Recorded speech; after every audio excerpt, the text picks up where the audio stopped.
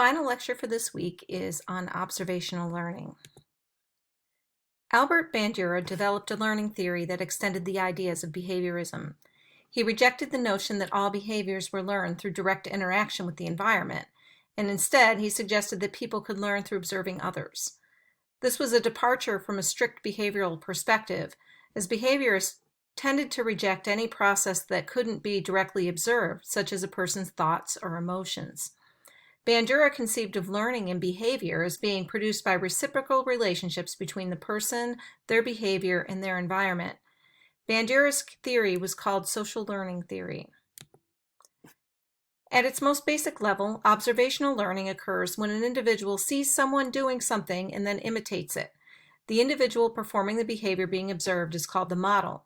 Modeling is demonstrating a behavior to be imitated. Excuse me.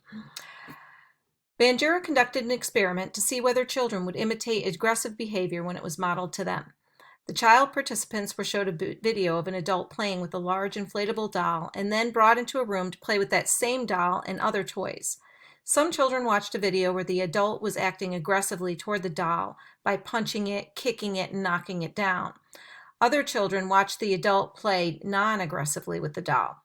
They also saw the adult being either punished, praised, or ignored for their aggressive behavior toward the doll. Children who saw the doll or the adult behaving aggressively were more likely to act aggressively toward the doll, especially if the behavior was praised or ignored in the video. Children who saw the adult punished for the behavior or who witnessed no aggressive behavior toward the doll were less likely to act aggressively when they went into that room. The chapter links to the video describing the Bobo doll experiment and showing how some of the children behaved toward the doll after seeing the aggressive adult model. According to social learning theory, modeling requires 4 things to happen. First, the individual needs to focus their attention on the behavior being modeled. Second, they need to remember what they observed. Third, they need to be physically and mentally able to perform the behavior. And finally, they need to be motivated to imitate the behavior. This motivation depends in part on what they observed as the consequences to the model. If they saw a desirable consequence and were more likely to imitate the behavior, this is called vicarious reinforcement. On the flip side, if they saw something bad happen to the model and were less likely to imitate it, this is vicarious punishment. Observational learning is applied in a wide variety of situations. Much of what we see in education and training makes the use of modeling to demonstrate desired behavior. We see examples of this from teaching reading or math, or how to swing a baseball bat or a golf club, play a musical instrument, or how to learn how to do a job.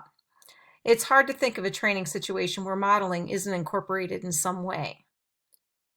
Advertisers often make use of vicarious reinforcement in trying to entice people to purchase their product or service. They typically use models who are similar in demographics to who they think are likely to buy their products. So those people identify with the model and are more likely to experience vicarious reinforcement when viewing the ad. That was observational learning. I hope you enjoyed this week's content.